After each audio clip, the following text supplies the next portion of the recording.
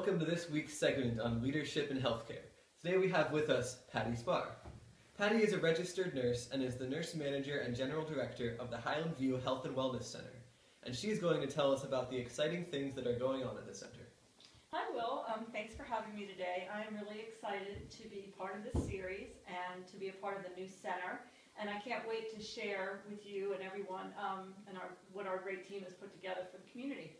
Can you tell us about your leadership style and what you are doing to make this endeavor a success?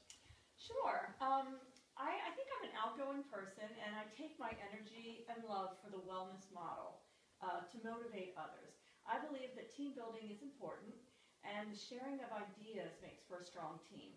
I'm assertive with my recommendations, but I'm also eager to hear and take into account and implement what others see as important too. Well, that sounds very motivating. We are so interested in the new facility. Can you tell us about it? Sure. The Highland View Health and Wellness Center is located in Finksburg, Maryland, in a quiet rural setting. At present, we have it's a 20-bed retreat center. It's used for both daily outpatient, and we do have 2 to 3 day inpatient stays.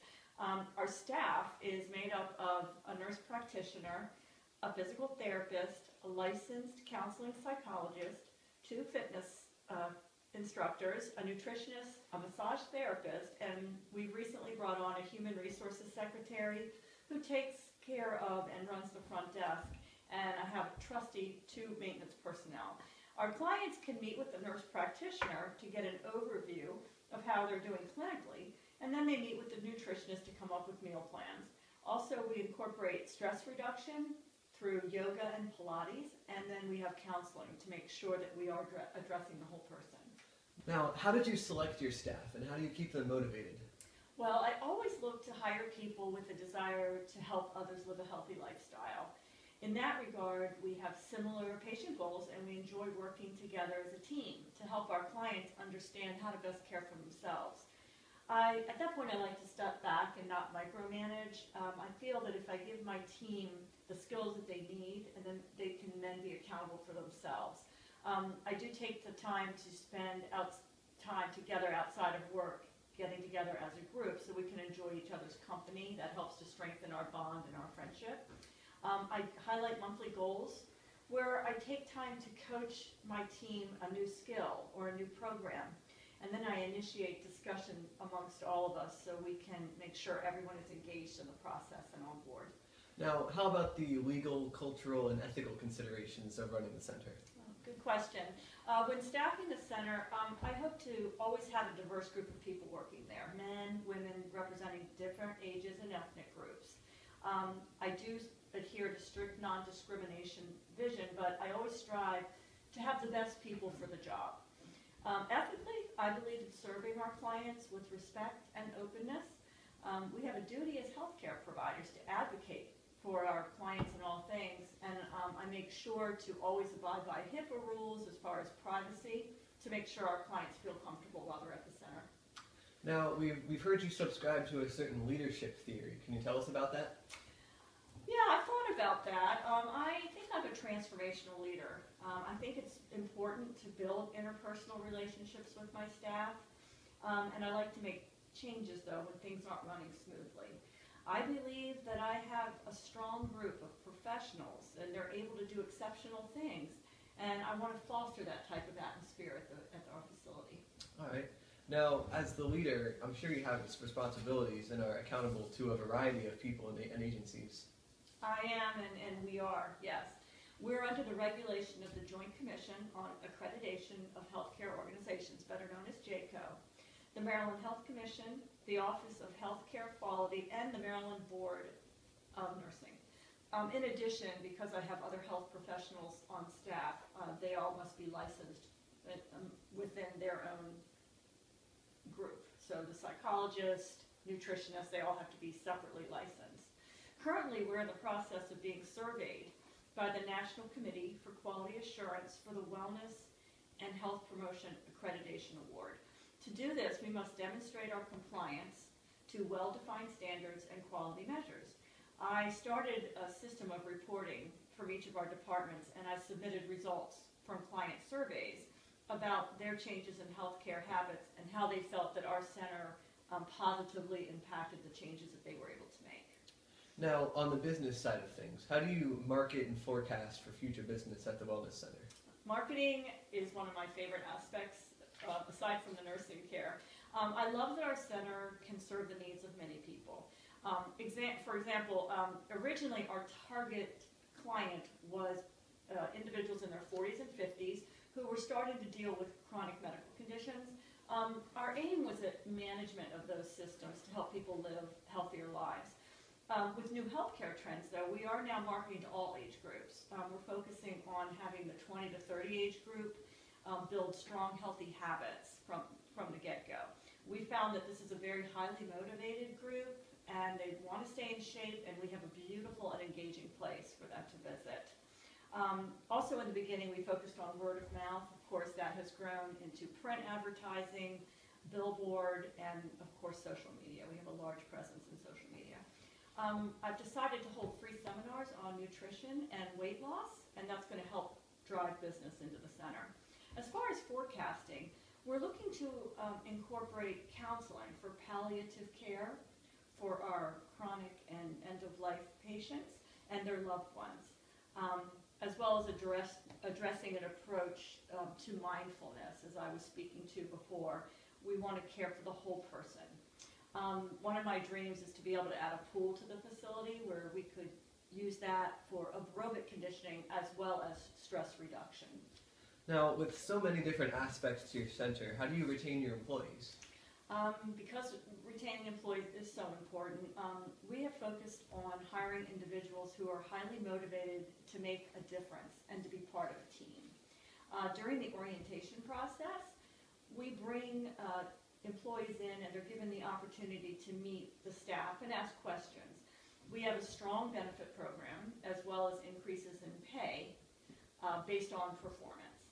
I take time to mentor the staff so that they don't feel overwhelmed and that they feel ready and confident to deliver the kind of care that we expect at the center. Also, I encourage staff members to take time for themselves, whether it be a meditative walk in the gardens at the center or possibly a massage. Stress reduction is something that I have found achieves a happiness in the workplace, and when you have happy employees, they tend to want to stay. Now, with a growing staff, can you tell me about your relationship with the Human Resources Department? Sure. We currently have 10 members of the team, including our Human Resources Manager. She is a wealth of information for everyone, and she's available daily to the staff. She is the point person for keeping the legal documentation of all the employees, as well as directing them in benefits counseling. I have her sit in on a portion of the interview so that she can go over the financial information and the benefits with a prospective employee. I have found that it's also helpful to have her present if I'm discussing an issue with a poorly performing employee, just to have another set of eyes, and ears. And something exciting that she just finished working on is she set up our employee information portal on our website so that our employees can go on and look at policies and procedures at their own time, on their own time. As the nurse manager and director of the Highland View Health and Wellness Center, to whom are you accountable? Oh, good question. First and foremost, I'm accountable to our clients. Making them happy and making them feel welcome is something important to us.